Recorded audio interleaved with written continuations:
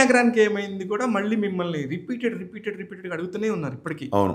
ఆ జానర్లో ఆ పర్టికులర్ క్యారెక్టర్తో ఉండే మనుషులు చాలా మంది ఉన్నారు సార్ సొసైటీలో. అవును.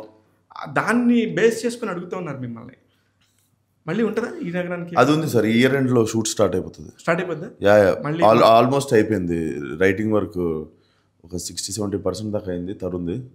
So mostly year end start చేయడానికి చూస్తున్నాం. అందరం ఎక్సైటెడ్ అవుతుంది. దేనికంటే అక్కడి నుంచే మీ అందరికీ బ్రేక్ వచ్చింది. పర్ఫెక్ట్. అవునవును. మాట్లాడితే తరుణ్ భాస్కర్ గాన పెళ్లి చూపులతో వచ్చిన ఆఫ్టర్ దట్ ఒక సినిమా వచ్చేటప్పుడు ఎప్పటికైనా రెండో ద్వితీయ విఘ్నం అంటారు ఇండస్ట్రీలో. అది లేకుండా జరిగిపోయింది. అది లేకుండా జరగలేదు. చాలా ఫ్యాక్టర్లు ఉన్నాయి. ఇప్పుడు తరుణ్కి ఎట్లుండే అంటే ఏదో ఇప్పుడు మార్కెట్లో దీనికి డిమాండ్ ఉందని ఏదో ఒకటి తీసేయద్దు. జనాలు అంతా ప్రేమించారు కదా, రెస్పాన్సిబిలిటీ పెరిగిపోతుంది. ఏదో ఒకటి తీయొద్దు.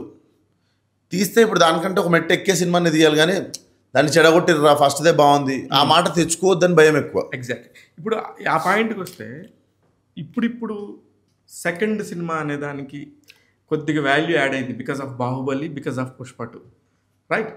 కానీ చాలా సినిమాలు గతంలో అలాంటివన్నీ కూడా బాగా డిచ్చుకొచ్చాయి సార్. ఇప్పుడు కొంచెం దానికి ఒక మార్కెట్ క్రియేట్ అయింది. బికాస్ మీలాంటి వాళ్ళు చేసినా కూడా దానికి ఒక నెక్స్ట్ లెవెల్, అరే ఇంకోటి ఏదో చేయబోతున్నారు వీళ్ళు అనే దానికి వస్తుంది. దానికి కంప్లీట్గా డిఫరెన్షియేషన్ ఏమైనా ఉంటుందా సార్? ఆ ఈ నగరానికి ఏమైంది దానిలోనే ఉంటుందా? లేదు సార్, కంటిన్యూ సార్. కథ కంటిన్యూ. లాస్ట్లో సినిమా తీసా కదా. అవును. లాస్ట్లో అందరం కలిసి సినిమా తీద్దాం లాస్ట్లో అందరం కలిసి సినిమా తీద్దాం అనుకుంటాం.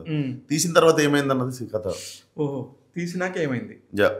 విశ్వక్సేన్ అయ్యాడు థియేటర్లో. దాంట్లో వివేక్ కదా. సో వివేక్ సినిమా తీసిండు, వీడి ఫ్రెండ్ ఏమైండో, వీళ్ళు నలుగురు లైఫ్ కంటిన్యూ అవుతాయి. ఇదేం కొత్త సినిమా కాదు.